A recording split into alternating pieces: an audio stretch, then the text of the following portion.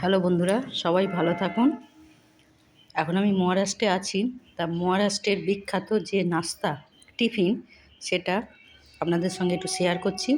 দেখুন, এখানে সকালবেলার টিফিন নিয়ে আসে আর কি। আমার ছেলে আজকে নিয়ে এলো, পছন্দ হলো যে মহারাষ্ট্রের বিখ্যাত টিফিন খাবো।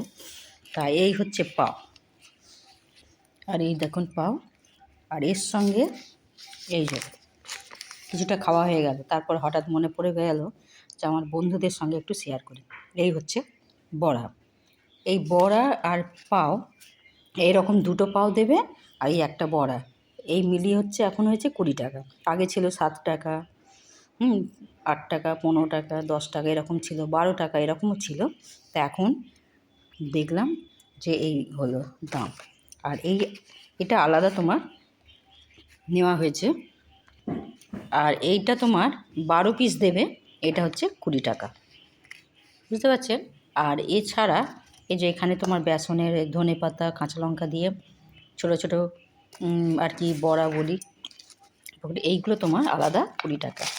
এগুলো বেশ গরম গরম খেতে ভালো লাগছে।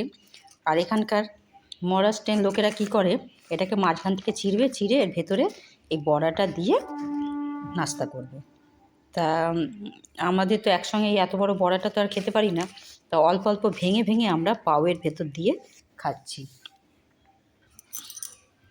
এই দেখুন, এই যে পাউর মধ্যে অল্প একটু দিয়ে এটাকে